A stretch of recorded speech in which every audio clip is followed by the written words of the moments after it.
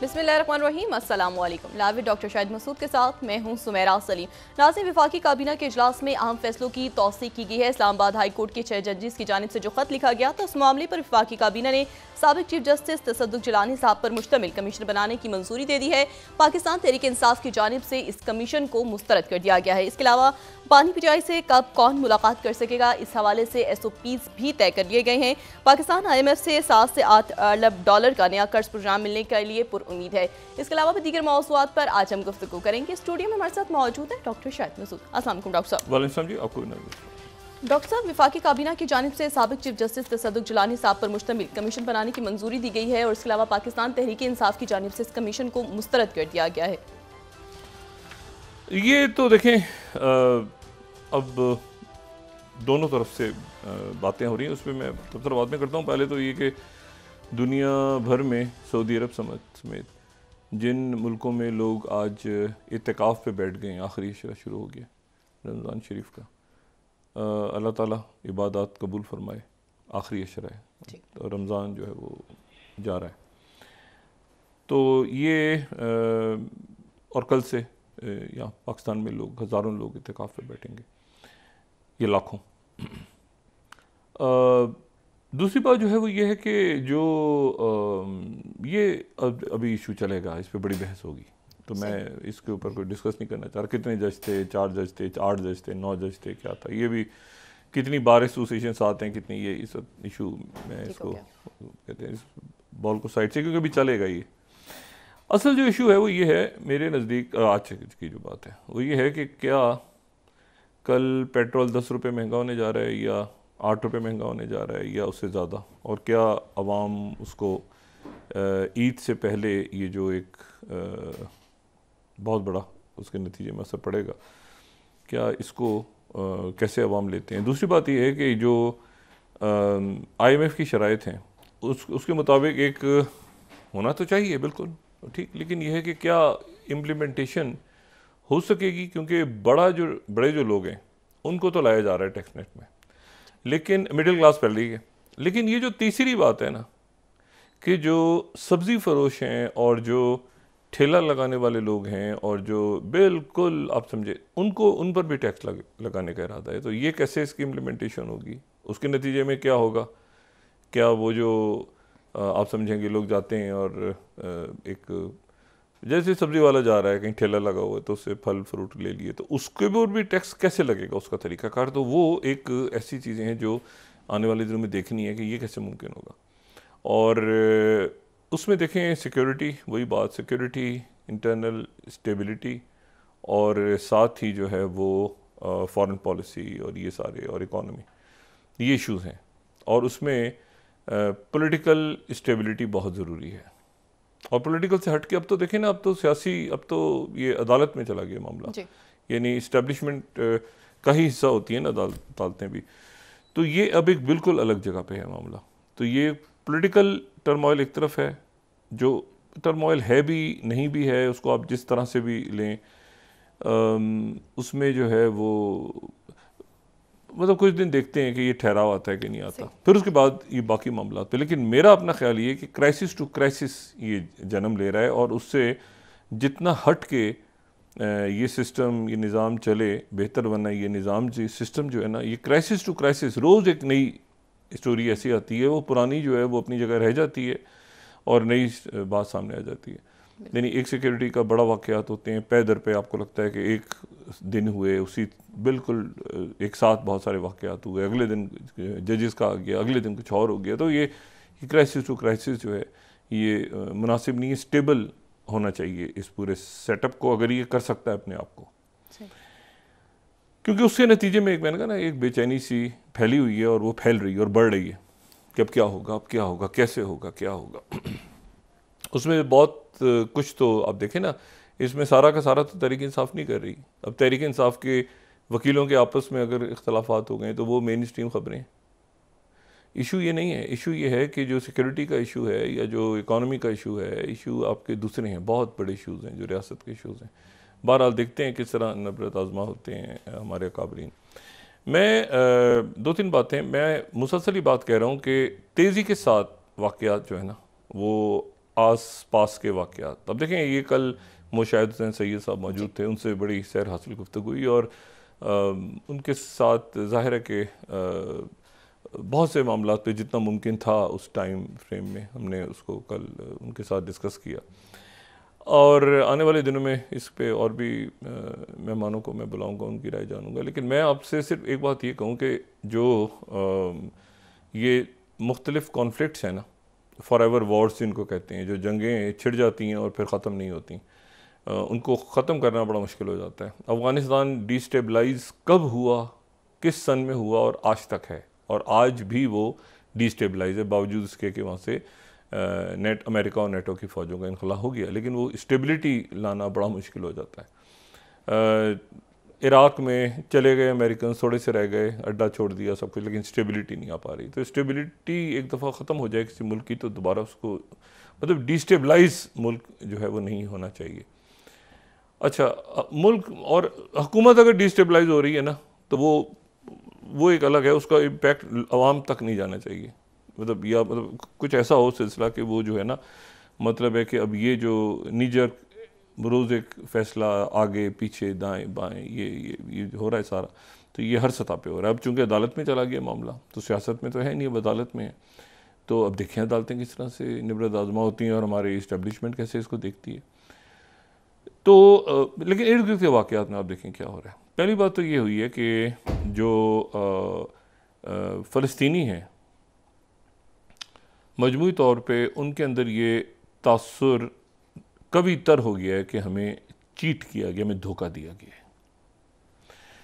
और जो इसराइल के जो वज़ीर दिफ़ा हैं गैलेंट, जो अभी वाशिंगटन गए थे और जिनकी मुलाकातें हुई थी जैक सलिवन से भी और वहाँ पे NSA से भी और बाकी लोगों से भी, उसके बाद जो है वो वहाँ से ये ख़बरें आ रही हैं कि जी MK-84 बॉम्ब्स जो हैं, MK-84 बॉम्ब्स जो हैं, ये वो हैं जो मार्क सीरीज़ के होते हैं ना, 2000 पाउंड वज़नी बॉम्ब, जिनका हमने डिस्कस किया था, जो वो 50 फीट गहरा एक गड्ढा जहाँ गिरते हैं तो बिल्डिंग्स भी उड़ा देते हैं और गड्ढा क्रिएट हो जाता है। तो वो जो है वो मज़ीद असलहा अमेरिका देने जा रहा है इसराइल को इस वक्त इन हालात में।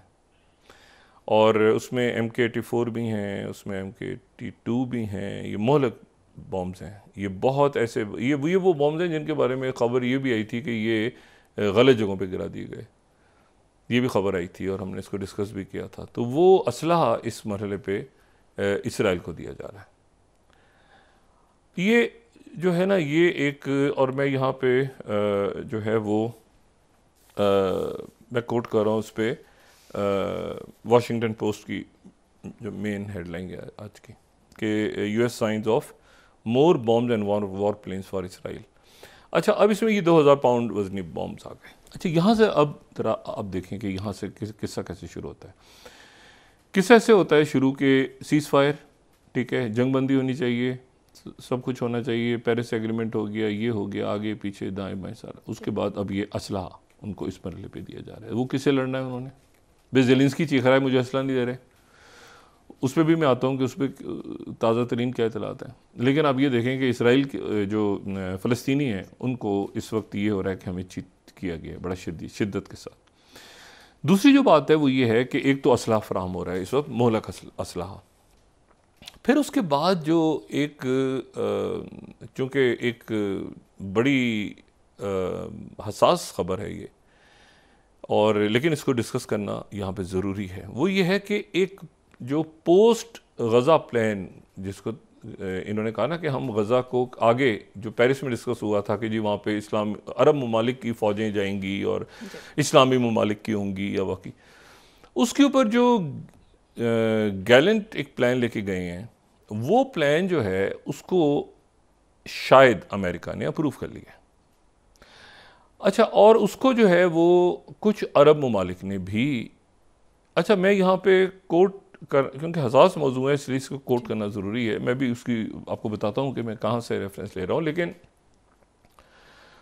उसमें इसराइल जो है वो ये कह रहा है कि हम ने जो प्लान पेश किया है वो ठीक है कि यहाँ पर फ़ौजें आ जाएं अरब ममालिक की, लेकिन दो मुल्कों को उन्होंने कहा है कि ना आए वो अरब मुल्कों की, यानी तुर्की तो अरब नहीं है ना, तुर्क हैं वो, पाकिस्तान भी अरब नहीं है, तो ये अरब मुल्कों की फ़ौज, लेकिन हम उसमें दो मुल्कों की फ़ौज हम यहाँ पे नहीं आने देंगे, और 3 मुल्कों से सेंटकॉम की बातचीत जारी है। अच्छा, अब ये एक इंतहाई अजीब सी बात, और इनका कंट्रोल अमेरिका के हाथ में होगा। फौज जो आएगी, अमन फौज उतरेगी तो उसका कंट्रोल अमेरिका के हाथ में होगा, लेकिन बूट्स ऑन ग्राउंड नहीं होंगे, यानी अमेरिकन फौजी जो हैं वो गजा में नहीं होंगे, लेकिन कंट्रोल अमेरिका कर रहा होगा। अच्छा, ये अब अरब ममालिक जो हैं वो कौन से, अच्छा 2 अरब ममालिक के बारे में वो कह रहे हैं कि वो उनको हम बर्दाश्त नहीं करेंगे इसमें। ये बड़ी एक दिलचस्प सूरत हाल डेवलप हो रही है। वो कह रहे हैं कि जी हम कतर और सऊदी अरेबिया को बर्दाश्त नहीं करेंगे, कतर और सऊदी अरेबिया, और 3 मुल्कों से हमारी बातचीत जारी है। 3 मुल्कों से सेंटकॉम भी बात कर चुका है। अच्छा, ये जो है इसके ऊपर अरब ममालिक की तरफ से कोई रद्दमल नहीं आया अभी तक। कल देखते हैं कि वो इसको डिनाई करते हैं, स्ट्रॉन्ग रिबटल, या वो ऐसा कोई बात हुई है। ठीक है, और मैं यहाँ पे टाइम्स ऑफ इसराइल को कोट कर रहा हूँ क्योंकि ये हसास खबर है। ठीक है, और ये 5th स्लाइड है गालिबन, अगर हम दिखा सकें कि Arab peace keepers to secure Gaza aid deliveries. अच्छा, अब ये जो नुक्ता है ना, ये नुक्ता जो है कि ये जो प्लान गया है दूसरा, और इसमें अगर हम आगे देखें तो वो कह रहे हैं कि डिफेंस मिनिस्टर ने बेंजामिन नेतन्याहू को बताया कि अमेरिका से वापस आए ना ये, कि वाशिंगटन में क्या गुजरी, तो वाशिंगटन में जो गुजरी उसकी कहानी फिर वो आगे बताते हैं। अगर हम इसको आगे, तो वो कहते हैं कि जो ये जो फौज उतरेगी, अब ये सऊदी अरेबिया और कतर इसमें नहीं होंगे, ठीक है, और 3 डिफरेंट अननेम्ड अरब कंट्रीज, दो नॉट सऊदी अरेबिया और कतर, क्योंकि ये जो है ये एक long time pattern of Hamas है, कतर। ठीक है, यानी दोनों को ही उन्होंने इसमें डाल दिया। अच्छा, और ये जो है और वो मीडिएटर है कतर दरमियान में, तो कतर भी नहीं है और सऊदी अरब भी नहीं है। अच्छा, फिर वो कह रहे हैं some reports intimated that Egypt and UAE were the 2 of the countries and the third has a peace treaty with Israel. अच्छा, अब इसको अगर मैं देखूं, इसके बारे में मैंने कहा ना, ये एक खबर ऐसी है जिसके बारे में अच्छा सारा मीडिया उनका ये कोट कर रहा है। ये अगर मैं वाईनेट इनका देखूं 6, तो वो भी यही कह रहे हैं, गैलेंट टू नेतन्याहू के 1 step closer to multi national force deployment in Gaza. ठीक है, जो 6 स्लाइड है। इशू ये है सारा कि ये इसराइल का मीडिया भरा हुआ है और अभी डिस्कशन हो रही है इस पर। अच्छा, 2 मुल्क जो हैं वो deployment of arm forces 3 Arab countries, और इसमें वो ये कह रहे हैं कि अमेरिकन के साथ जो है ये बात और आगे पीछे दाएं idea, United state will lead the multinational force responsible for securing the convoys and deliveries, this will strengthen elements in this area के हमास के साथ now solve the ongoing problem with American. अच्छा, ठीक है, और उसके बाद डिफेंस मिनिस्ट्री ये कह रही है कि American accepted the idea but are incorporating it and advancement to the day after a plan that gallant. अच्छा, वो वहाँ सोच विचार जारी है। ठीक है, और ये सारा। अच्छा, अब ये जो है ना, ये एक बड़ी अजब सी बात है, क्योंकि देखें मैं आपको ये बताऊं कि ये एक अरब लीग है, एक तो OIC है, उसके बाद एक अरब लीग है, और फिर एक GCC है।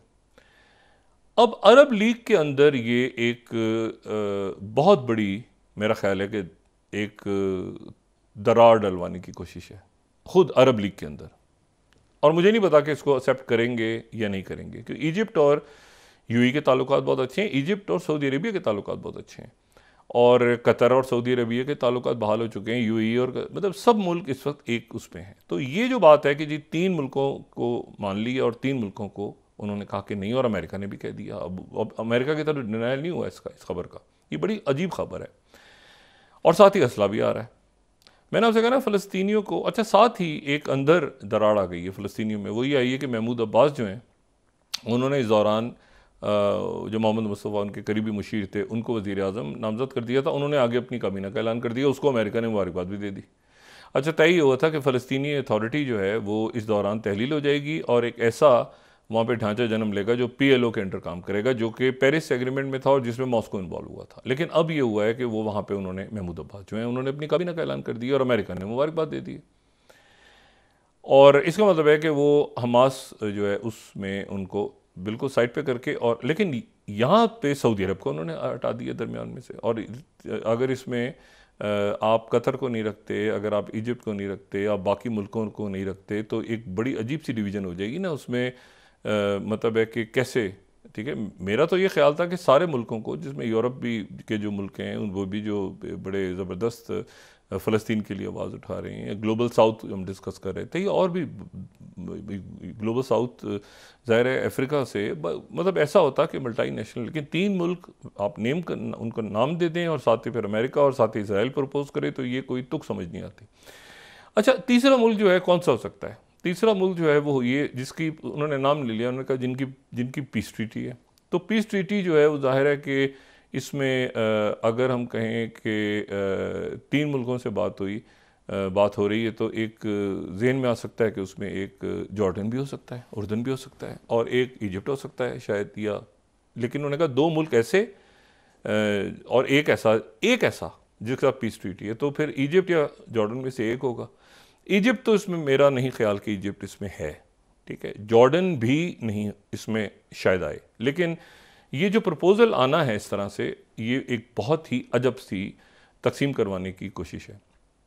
अच्छा, मैं यहाँ पर एक बड़े मुहतात से अंदाज में एक बात कहूँ कि एक तो ये असला आ रहा है सारा। अच्छा, इमदाद भी पहुँची है साइप्रस से। दूसरा, आज जो कॉन्वॉय है वो साइप्रस से पहुँचा है, लेकिन यहाँ पर अब बड़ी एक नई फेज़ में, क्योंकि असला जो है बहुत भारी असला, ये जो है ना जो MK-84 बॉम्ब्स हैं, ये MK-84 बॉम्ब्स जो हैं, ये इससे पहले ये जो कारपेट बॉम्बिंग हुई थी अफ़गानिस्तान में, यहाँ पे इस्तेमाल हुए थे। शहरी आबादी बहुत ज़्यादा जहाँ लोग, वहाँ पर ये नहीं होती। गुंजान आबाद बस्तियों में तो आप ये दांत फेंकते ही नहीं है बॉम्ब। ये बहुत बहुत बड़े, बहुत यानी 2000 पाउंड के बॉम्ब्स हैं और मोहलक तरीन बॉम्ब्स हैं। तो जहाँ पर इतनी गुंजान आबादियाँ हों और ये जो शहादतें हुई हैं, काफ़ी सिविलियंस जो गए हैं, कत्लेआम हुआ है, उसमें इन बॉम्ब्स का बहुत बड़ा रोल है। तो ये दोबारा नया एक उनकी तरफ से जो है वो आ रहा है। अच्छा, इसको जो है वो अच्छा F-35 तैयारे भी आ रहे हैं, ठीक है, 25 F-35 तैयारे भी इस मरहले पे इसराइल में, F-35 तैयारे। अब मुझे बताएं कि फ़लस्तीन जो है, गज़ा कितना बड़ा गज़ा है और वहाँ बचा क्या है कि इस मरहले पे उनको ये टाइम्स ऑफ इसराइल 4th, इस मरहले पे क्या बचा है गज़ा में इतने दिनों के बाद? क्या रह क्या गया है कि वहाँ पर 2000 बॉम्ब्स दिए जाएं उन्हें। मैं 4th स्लाइड कोट कर रहा हूँ, 2000 बॉम्ब्स दे दिए जाएं, ये मोहलक तरीन बॉम्ब्स, और 25 F-35 तैयारे दे दिए जाएं।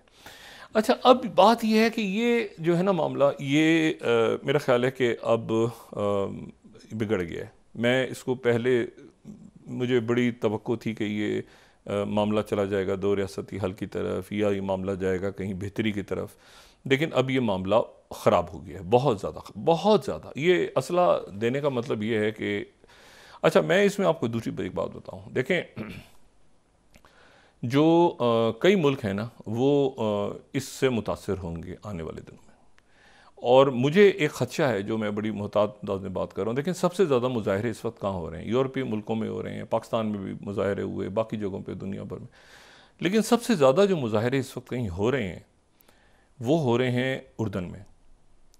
अच्छा, उर्दन में जो है वो इससे पहले मैंने जब जॉर्डन दरमियान में एक चक्कर लगा था 2011-12 में, तो वहाँ पर ये डिमॉन्स्ट्रेशंस हो रही थी बहुत ज़्यादा, और लेकिन वहाँ पे वो काबू पा लिया गया था, और वो जो भी स्पॉन्सर्स थे ये अरब स्प्रिंग के, वो उनको हर एक को पता है कौन थे, जो यहाँ पे एक अजीब सा प्लान जिन्होंने किया था। बहरहाल, तो और जो वहाँ पे हाशमी ख़ानदान है, जो कि रूलिंग फैमिली है, शाह हुसैन हो या शाह अब्दुल्ला हो, वो बहुत ज़्यादा, अगर आप मलका रानिया के हालिया दिनों में उनके आप बयानात सुने, फ़लस्तीनी नज़ाद हैं तो वो जो दर्द उनमें है, कई दफ़ा शाह अब्दुल्ला जो हैं वो दरमियान में, उन्होंने आपको पता है मिलने से भी इनकार कर दिया था ब्लिंकन से, और वो बड़ा सख्त उनका रवैया है कि भाई ये आप क्या कर रहे हैं यहाँ पे, ठीक है। और ये जो उन्होंने सफ़ीर भेज दिया था, ज़ाहिर है उनकी अमेरिका के साथ अमेरिका की वसादत से एक अमन मुआहदा हुआ था इसराइल के साथ, और उसमें जो इम्पोर्टेंट बात है वो ये है कि शाह अब्दुल्ला ने बहुत स्टांस लिया, और तकरीबन आप ये समझें कि 20 लाख के करीब जो इस वक्त वहाँ पे फ़लस्तीनी महाजरीन है उर्दन में। उर्दन की आधी आबादी ही फ़लस्तीनी नज़ाद है, ये बात बड़ी इंपॉर्टेंट है, आधी आबादी, निसफ आबादी। अच्छा, और मैं आपको इसराइल का आपको एक बात बताऊं, ये 67 को आप छोड़ दें ना, अगर 1967 को छोड़ दें तो इसराइल को कभी भी उसके ईस्टर्न साइड से बहुत तकलीफ नहीं हुई 67 के अलावा। यानी उससे पहले ज़ाहिर 67 में इजिप्ट और ये सारे मुल्कों ने जो मिलके अरब मुल्कों ने एक हमला किया था, उसके अलावा जो है वो बहुत उनका जो ये साइड है, यानी जॉर्डन की साइड, यहाँ से इसराइल को काफ़ी ज़्यादा हमेशा एक तरह से सिक्योर रहा है, ये बॉर्डर सिक्योर रहा है, कई सालों से सिक्योर रहा है। लेकिन अब यह है कि वो वहाँ पर डिस्टेबलाइजेशन हो गई है और हो रही है, ठीक है। वहाँ पर मुजाहरे हो रहे हैं बहुत ज़्यादा, इसराइली सफारतखाने को घेरा हुआ है, सिक्योरिटी फोर्सेस ने अरेस्ट किया है 200 के करीब लोगों को।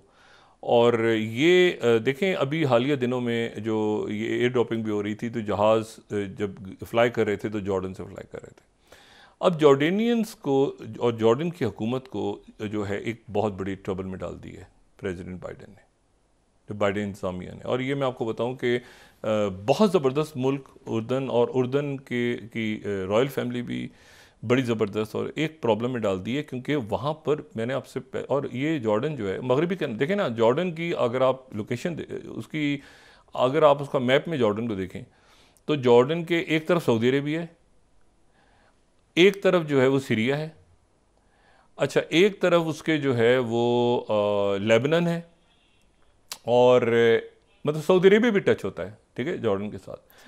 अच्छा, और जॉर्डन के दरमियान में से जो है वो दरियाए उर्दन गुज़रता है, दरियाए उर्दन। अच्छा, दरियाए उर्दन जो है ये बहर तिब्रिया जिसको कह लें आप, या ऊपर आप सी ऑफ गैलिली कह लें, बहर तिब्रिया, मैंने एक एंड ऑफ टाइम में इसको कंप्लीट डिस्कस किया हुआ है, मैं इसको दोबारा यहाँ डिस्कस करने के मूड में नहीं हूँ, लेकिन मैं सिर्फ ये बता रहा हूँ कि एक दरमियान में से एक जो है वो, अच्छा वो जाके एक नहर में गिरता है, उस समंदर में नहीं गिरता। ये जो दरियाए उर्दन है ना, ये डेड सी में, बहर मुर्दार में जाके गिर जाता है। अच्छा, जो डेड सी है ये भी एक लेक है, यानी आप समझें कि ये एक नहर है, एक चारों तरफ से लैंडलॉक है ये नहर, ये मतलब ऐसे बस पानी। और इसका एक बड़ा, यानी अहदनामा कदीम में भी, अहदनामा जदीद में भी इसका जिक्र है इसका, और जब मतलब है कि बाकायदा इसका एक ईसाइयत में भी और जो यहूदी मज़हब है उनमें भी, दोनों में नाम के साथ इस नहर का जिक्र आया है। तो यहाँ पे हज़रत ईसा अलैहिस्सलाम के हवाले से बहुत वाक़यात हैं, और ये मैं इसको डिटेल में डिस्कस कर चुका हूँ, लेकिन मैं सिर्फ ये बता रहा हूँ कि इस दरिया का जो मशरक़ी किनारा है वो जॉर्डन में, और मगरबी किनारा जो है वो उस तरफ है, तो उसको मगरबी किनारा कहते हैं। लफ्ज़ वेस्ट बैंक ही इस दरिया के मुनासबत से लफ्ज़ है, वेस्ट बैंक, ठीक है ना। तो ईस्ट बैंक तो जॉर्डन हो गया और वेस्ट बैंक तो दरमियान में ये। अच्छा, अब इशू ये है कि तो एक पड़ोसी इसका इसराइल है और उधर वेस्ट बैंक है जॉर्डन का, और जो तमाम तर जो मस्जिद अक्सा, अब ये कल से देखें, अब आज से बल्कि एतिकाफ़, तो वहाँ पे अब आप ये समझें कि एक कशीदगी अरूज पे चली गई है, अरूज पे कशीदगी चली गई है, और वहाँ पे झड़पें शुरू हो गई हैं। और मस्जिद अक्सा में अब एतिकाफ़ कैसे होगा, कैसे लोग बैठेंगे, लाखों लोग ज़ाहिर है मस्जिद अक्सा में एतिकाफ़ पे, वहाँ पे रमज़ान में। अब ये क्योंकि उससे ये था कि रमज़ान से पहले सीज़ फायर हो जाए, अब याद करें रमज़ान से पहले सीज़ फायर, पहले वो जनाब, अब आखिर में आखिरी हिस्से में ख़बर आ रही है कि असला और मिल गया और जनाब ये होगा, तो ये कशीदगी बढ़ रही। और अगर मैं आपको बताऊँ, अगर जॉर्डन डिस्टेबलाइज़ करवा दिया इन्होंने, तो इनके अपने गले पड़ेगा जॉर्डन डिस्टेबलाइज़ होना। जॉर्डन ने बहुत फ़लस्तीनियों के साथ भी जॉर्डन रहा है, और जॉर्डन ने इंटरनेशनल कम्युनिटी, अगर जॉर्डन में हाशमी ख़ानदान डिस्टेबलाइज़ हो गया, उनकी गवर्नमेंट, तो ये अव्वल तो नहीं होगी इंशाल्लाह, लेकिन अगर जो ये कोशिश हो रही, क्योंकि ज़ाहिर है सारा लोड वहाँ पे पड़ गया ना, एक तरफ तो इजिप्ट है, उधर तो सीना है, उनकी फोर्सेस सारी हैं। ये तो मैंने आपसे बताया ना कि जॉर्डन में आबादी बहुत ज़्यादा जो है वो फ़लस्तीनी निज़ाद है, और मुजाहरे भी सबसे ज़्यादा जॉर्डन में हो रहे हैं, तो ये कशीदगी। दूसरी जो बात है वो ये है कि तो ये गज़ा फैल रहा है, गज़ा का मामला ख़राब हो रहा है, और साथ ही ये कहना कि जी 3 अरब मुल्कों से बात चल रही है, बाकी अरब मुल्कों को हम नहीं आने देंगे, कतर को नहीं आने देंगे, हम बहरीन को नहीं आने देंगे, हम यहाँ पर जो है वो सऊदी अरेबिया को नहीं आने देंगे। सबसे बड़ी देखें ना, ये एक बड़ी अजीब सी बात। तो मेरा नहीं ख्याल कि इस पे अरब ममालिक हो सकता है मान जाए, हो सकता है ना माने, हो सकता है वो उनकी तरफ से बयान आए कि ये जो बात की गई है उसमें क्या स्टांस है। अच्छा, अब एक तो ये मामला ख़राब हो रहा है। दूसरा जो मामला बराह रास्त मैंने कहा ना, खित्ते में क्योंकि हुतीज़ अपनी जगह तैयार बैठे हैं, और आज फिर मुलाकात दोबारा इस्लामी जिहाद और हमास के रहनुमाओं की और ईरान और ये बाकी सब, ये टर्की, क्योंकि गैलेंट जो है उन्होंने दोबारा ये बात की है कि हम बैरूत में बहुत यानी आप समझें लेबनान में जंग तेज़ हो गई है, बहुत लेबनान में तेज़ हो गई है जंग, और जो लेबनान का जो साउथ ऑफ लेबनान है, और उन्होंने हिजबुल्लाह ने कहा है, सैयद हसन नसरुल्लाह ने अभी थोड़ी देर पहले आज एक खिताब किया है, क्योंकि ज़ाहिर आखिरी दिन उन्होंने कहा है कि तमाम लोग जो हैं वो मार्च करें मस्जिद अक्सा की तरफ, और बाकी जगहों पे तमाम लोग निकलें, मार्च करें। और ये कोई शख्स जो है मतलब उनका बड़ा सख्त मैसेज आ गया है इसके ऊपर कि असला कैसे किया है। अच्छा, अब इसमें सिचुएशन ये है कि इसमें जो सऊदी अरेबिया को उन्होंने कहा है ना कि अलग किया जाए। इजिप्ट और सऊदी अरेबिया के ताल्लुकात बड़े आने वाले दिनों में बड़े अच्छे ताल्लुक, इन सब मुल्कों के ताल्लुकात बड़े अच्छे हैं, और इन्होंने सब ने बड़ी कोशिश की। और कतर तो मीडिएटर है। अगर आप कतर को कह रहे हैं कि कतर, और फिर गारंटी बयान दे रहे हैं, आज फिर उन्होंने बयान दिया कि हम बैरूत में, दमिश्क में, अच्छा कई मिसाइल फायर हुए हैं, उधर से जवाब भी हो रहा है, लेकिन चूँकि जगह फैल रही है इसलिए वो, मैं सिर्फ एक बात बताऊँ, उन्होंने कहा कि हम हर जगह पे जहाँ पर भी लोग इनके होंगे हम उनको मारेंगे। फिर आज दोबारा बात की उन्होंने अमेरिका से वापस आके कि हम लेबनान में भी मारेंगे, सीरिया में भी मारेंगे हमास के लोगों को, और दुनिया के जिस मुल्क में हैं उस हर मुल्क में मारेंगे। अब ये तो बात बड़ी अजीब सी हो गई कि आप दूसरे मुल्कों में, क्योंकि उनके रहनुमा तो ट्रैवल कर रहे हैं, टर्की में भी उनके रहनुमा तो ट्रैवल कर रहे हैं, कतर में भी उनके रहनुमा तो ट्रैवल कर रहे हैं, हर मुल्क में और मौजूद हैं। अच्छा, मैं आपको इसलिए बता दूं आखिर में, जो पनागुज़ीन आए हुए ना जॉर्डन में, बहुत से, यानी उनमें से आधे फ़लस्तीनी पनागुज़ीनों के पास जॉर्डनियन नेशनैलिटी है, वो भी मुजाहरे कर रहे हैं। तो वो एक और प्रॉब्लम है कि वो ये नहीं है कि सारे पनागुज़ीन है, वो जॉर्डनियन नेशनैलिटी उनको दे चुका है जॉर्डन। तो इस मरहले पे आके ये बात होना कि जी हम फिर मारेंगे जाके, टर्की की तरफ से बड़ा स्ट्रॉन्ग इस पर रिएक्शन आया है। और इसको मैंने आपसे कहा ना कि कतर को कहना कि कतर नहीं होगा और सऊदी अरेबिया नहीं होगा, तो मतलब ये बड़ी अजीब सी बात है। और अभी जहरिया जारी रहेगी, असला आगे है, ये आगे कहीं रमज़ान के बाद आगे कहीं होता है ना लंबा चौड़ा, तो अभी तो ये कि हम ऑपरेशन को जारी रखेंगे, रमज़ान की ये ताक रातें हैं और आखिरी अशर में। ब्रेक के बाद डिस्कस करते हैं। नाज़रीन वापस आते हैं एक छोटे से ब्रेक के बाद।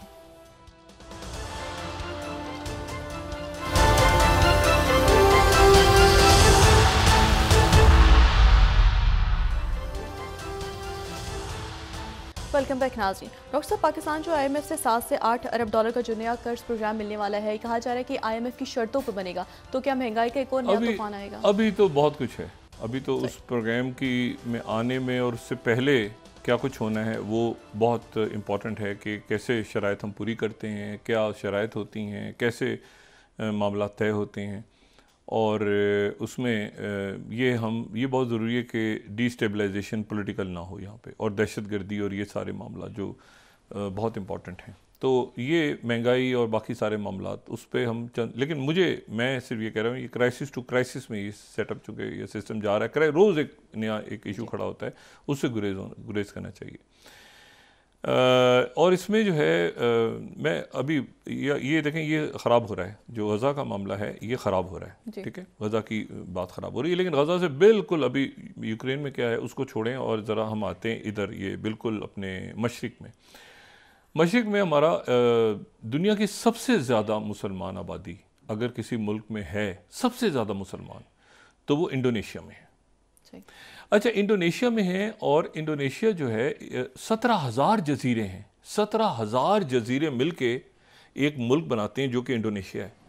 अच्छा, उस इंडोनेशिया में मतलब 4-5 बड़े जजीरे हैं, जैसे सुमात्रा है, जावा है, ठीक है ना, ये सारे जज़ायर जो हैं, बोर्नियो है, तो ये जो है, और ये पुर्तगालियों के पास रहा है, यानी यहाँ पे डच रहे हैं, ब्रिटिश नहीं रहे, डच हैं। 350 साल तक ये डच यानी पुर्तगाली जो थे वो यहाँ से भारत में तो आए और थोड़े अर्से बाद निकल गए, लेकिन वो यहाँ इंडोनेशिया में उस 350 साल ये डच कॉलोनी रहा है। और ये जो है ये फिर उसके बाद आज़ाद हुआ, तो फिर उसके बाद वो एक पापा इनका हिस्सा है, न्यू पापा गिनी अलग है, पापा वो तकसीम बीच में हो गई, ऑस्ट्रेलिया के पास चला गया, दूसरे एक सेकेंड वर्ल्ड वॉर के बाद इंडिपेंडेंस मिली। और ये लेकिन इसमें जो इम्पोर्टेंट बात है वो ये है कि स्ट्रेटेजिकली इसकी बड़ी इंपॉर्टेंस है, क्योंकि दुनिया की जो आधी निस्फ जो शिपिंग लेन है वो इनके पानियों से गुजरती है। अच्छा, इनके जो मैरीटाइम बॉर्डर्स हैं, एक तो इनके बॉर्डर्स तो बहुत ज़ाहिर है कि जज़ायर हैं, तो बॉर्डर तो इनका पापा गिनी और न्यू पापा गिनी अलग अलग हैं दो, ठीक है ना, और तकसीम बीच में हुई है, तो एक इनका हिस्सा है, एक वो इंडिपेंडेंट है। लेकिन जो इम्पोर्टेंट बात है वो इनके मैरीटाइम बॉर्डर्स, यानी जो समंदरी इनकी जो हदूद हैं वो मिलती हैं सिंगापुर के साथ, थाईलैंड के साथ, फिलिपाइन के साथ, ऑस्ट्रेलिया के साथ और भारत के साथ। और दुनिया की जो निस्फ शिपिंग लेन्स हैं, स्टेट ऑफ मलाका को भी लें और बाकी को भी, वो सारे जो हैं वो निस्फ जो ट्रेड है शिप लेन्स वो इनके पानियों को क्रॉस करती है। ये इनकी स्ट्रेटेजिक इंपॉर्टेंस है। ये वाहिद मुल्क है साउथ ईस्ट एशिया का जो G20 का मेंबर है। पिछले साल सदारत थी इंडोनेशिया के पास, और 2030 में ये कहा जा रहा है कि अगले चंद सालों में ये G7 में आ जाएगा इंडोनेशिया। अब इंडोनेशिया में अभी इलेक्शंस हुए, ये तो इलेक्शन का साल था, तो वहाँ पे उनके नए सदर जो है वो मुंतखब हुए, प्राबोवो। और प्राबोवो जो हैं वो अपना पहला उनका जो दौरा है, जिस मुल्क का उन्होंने चुनाव किया है अपना पहला दौरा करने के लिए, वो है चाइना। और उनका दौरा जो है वो कल से शुरू हो रहा है, और कल से वो 3 दिन के लिए वो सदर शी जिनपिंग के मेहमान होंगे। तो ये जो है ये अच्छा, अब ये आप समझ लेना कि फिलिपीन और ये बाकी सारे मुल्क जो कुछ अमेरिका, लेकिन इंडोनेशिया की अगर आप जियो स्ट्रेटेजिक पोजीशन देखें ना उनकी, और उनके जो रकबा है और उनका जो 88% मुसलमान है वहाँ पे, ठीक है, और वो जो है अक्सरियत उनमें से शाफी मसले को फॉलो करते हैं। 12 जकार्ता, देखो खूबसूरत, बहुत डेवलप्ड मुल्क है, खूबसूरत मुल्क है, जज़ायर और ये सारा। अब इशू ये है कि वो पहला दौरा उनका चाइना की तरफ हो रहा है, और चाइना में प्रेसिडेंट शी जिनपिंग उनके मुंतज़िर है, ज़बरदस्त इस्तकबाल हो रहा है। ये वहाँ की डेवलपमेंट है, इसको अगर वक्त मिला तो अभी करते हैं, लेकिन ज़रा यूक्रेन का चक्कर मार के फिर मैं कहना ये डॉट्स सारे मैं कनेक्ट करता हूँ कि ये कॉन्फ्लिक्ट्स कहाँ जा रहे हैं। इसमें जो है, इसमें इशू ये है कि जो डोनाल्ड टस्क हैं, एक तो डोनाल्ड ट्रंप है ना, उनको छोड़ दें, डोनाल्ड टस्क हैं जो कि पोलैंड के सदर हैं। अब पोलैंड जो है, पोलैंड के सदर ने ये कहा है कि जो जंग है वो, पहले तो ज़ेलेंस्की ने कही थी बात कि अब जंग जो है ये अमेरिका तक और यूरोप तक फैलेगी, जो कल डिस्कस की थी मुशाहिद हुसैन साहब से। लेकिन आज पोलैंड के जो उनके रहनुमा हैं डोनाल्ड टस्क, उन्होंने कहा है कि ये जो जंग है, पहले तो ज़ेलेंस्की ने एक इंटरव्यू दिया है लंबा चौड़ा, उन्होंने इंटरव्यू किया, उन्होंने बात की है कि हम आहिस्ता आहिस्ता शिकस्त की तरफ जा रहे हैं, ठीक है, हम शिकस्त की तरफ जा रहे हैं, और ये दोबारा ज़हन में रहे कि हमारी जो शिकस्त है वो पूरे यूरोप की, और पूरे हमारे पास पैसा भी नहीं है, हमारे पास जो है वो मिसाइल्स ख़त्म हो गए हैं, हमारे पास सब कुछ ख़त्म हो गए हैं। अच्छा, प्रेसिडेंट पुतिन ने ये कहा कि ये जो बात कही जा रही है ना कि हम नेटो के मुल्क पे हमला करेंगे, ये नहीं है। लेकिन अगर नेटो के किसी मुल्क ने वहाँ से कोई परवाज़ हुई और कोई असलहा और जहाज़ फ्लाई करके यूक्रेन पहुँचा और उसने अटैक किया, तो फिर वो मुल्क हमारा टारगेट होगा। ये बयान असल में प्रेसिडेंट पुतिन की तरफ से गालिबन जो है वो आया था। उन्होंने कहा हम नेटो के किसी मुल्क पे हमला नहीं करेंगे, लेकिन अगर नेटो का मुल्क इन्वॉल्व हो गया हमारे मुल्क पे हमला करने में, तो फिर वो हमारा टारगेट होगा। अब इसके ऊपर जो पोलैंड है वो जाहिर है कि पोलैंड के जो उनके साथ एक मामला बड़े, वही कह रहे हैं, उन्होंने वही बात की जो ज़ेलेंस्की ने की। उन्होंने कहा देखें हम जो है यहाँ पे ये जंग हारने जा रहे हैं, हम ये हार रहे हैं जंग, ठीक है, और ये अगर हम जंग हारते हैं तो उसकी हार के नतीजे में ये मामला जो हैं ये ख़राब से ख़राबतर होते जाएंगे, और उसमें जो है वो अच्छा कई इलाकों में अंधेरा है इस यूक्रेन में, क्योंकि पावर इंफ्रास्ट्रक्चर जो है उसको स्ट्राइक्स के नतीजे में। अच्छा, वाशिंगटन पोस्ट में आज ज़ेलेंस्की जो है उन्होंने कहा है कि we are trying to find some way not to retreat, और पोलैंड, बीबीसी कह रहा है कि war a real threat and Europe is not ready. ये पोलैंड के जो डोनाल्ड टस्क हैं उन्होंने वार्न किया है, ये 13th और 14th स्लाइड। लेकिन मैं आपको सिर्फ ये बता रहा हूँ कि जो क्रेमलिन है उन्होंने उनकी तरफ से आज उनका जो लोकल उनका जो रशियन मीडिया है, उसको मैं आपसे लाइन नहीं, जो रशियन मीडिया है उनका, वो ये कह रहा है कि जी प्रेसिडेंट पुतिन जो हैं वो बहुत ज़्यादा, मतलब उनकी जो बातचीत है या प्रेस कॉन्फ्रेंस है या जो बात करें उससे कहीं ज़्यादा वो दुखी हैं जो मॉस्को में अटैक हुआ है। बहुत ज़्यादा उनको दुख है इस बात पे कि वहाँ पे इंसानी जानें गई हैं, और वो कैसे आगे उनका क्या प्लान है वो उन्होंने अपने तक रखा हुआ है। अच्छा, ये जो बात है इसमें यकीनन अब एक पैनिक है कि पुतिन उसको कैसे रिएक्ट करते हैं, क्योंकि रशियन मीडिया अगर ये कह रहा है कि वो दिल में रख के बैठे हैं और वो कुछ क्या है अभी उनका लाहमल सामने नहीं आया। ताजिक, उज़्बेकी, वो सारे पकड़े जा रहे हैं, जो कल भी बात हुई थी प्रोग्राम में, वो उनका लिंक्स लेंगे। उन्होंने वो कह चुके हैं इनके पीछे किसी और का हाथ था। अच्छा, साथ ही उनके वॉरशिप्स पहुंच गए हैं बहरे अहमर में इस वक्त। रशियन वॉरशिप्स भी क्राउडेड, जो मैंने बात की थी ना कि चल वो क्रॉस करके आ गए हैं, और इस वक्त ये जो रेड सी है ये अच्छा बहुत क्राउडेड है। यहाँ पे रशियन वॉरशिप्स भी हैं, यहाँ पे चाबहार, यहाँ पे गवादर, यहाँ पे पूरा जो है आप देखें यमन, हूती, फिर उसके बाद सामने आप चले जाएं एक नई फोर्स सामने उभर के आई है जो कि सोमालिया और सोमाली लैंड, कल भी उस पर बात हुई थी थोड़ी सी, और जिबूती और वो सारा कनेक्शन, और एरिटेरिया और वो उधर से, और इजिप्ट, और ये सारा फिर पूरा ये खिता। और फिर ये जहन में रखें कि ये इंडियन ओशन है, ये इंडियन ओशन है, लेकिन ये पैसिफिक नहीं है। मतलब जो अफ्रीका के साहिलों को टच कर रहा है समंदर, अफ्रीका के साहिलों को, वो इंडियन ओशन है। इंडियन ओशन टच कर रहा है अफ्रीका के साहिलों को, ठीक है। अफ्रीका के जो ईस्टर्न कोस्ट है जिस पे सोमालिया भी है, तो एरिटेरिया भी है, तो ये सारे, तो इनको टच कर रहा, सोमाली लैंड है और ये सारे, तो जिबूती है। तो ये इंडियन ओशन अब देखें कहाँ तक फैलता है। इंडियन ओशन वो फैलते आगे तक जा रहा है, और ये एक ही कनेक्शन है, और ये दरमियान में शिपिंग लेन्स, और बीच में जो मैंने बाल्टीमोर के जहाज़ का जिक्र किया था कि वो जो जहाज़ उनका कार्गो प्लेन टकराया, तो उसके बाद ये भी एक चीज़ पैदा होनी शुरू हो गई है कि पोर्ट्स के ऊपर जहाज़ जो गुजरेंगे तो उनकी सिक्योरिटी कैसे होगी कि पता चला कि वो ज़्यादा कंटेनर्स रखे हैं और जाते जाते एक जहाज़ जो है वो टकरा गया, तो उसकी वो कैसे इस मरले पे जब जंग छिड़ी हुई है तो ये कैसे सिक्योर करें। पुरानी पोर्ट्स हैं, पुरानी बंदरगाहें बनी हुई हैं, ख़ास अंदाज में जहाज़ जाते हैं आते हैं, कभी ऐसी सूरत हाल नहीं बनी कि भी जहाज़ ने यहाँ से नहीं जाना, इस यहाँ से जाना है, वहाँ से तो जहाज़ जाता ही नहीं था पहले कभी, अब जा रहा है।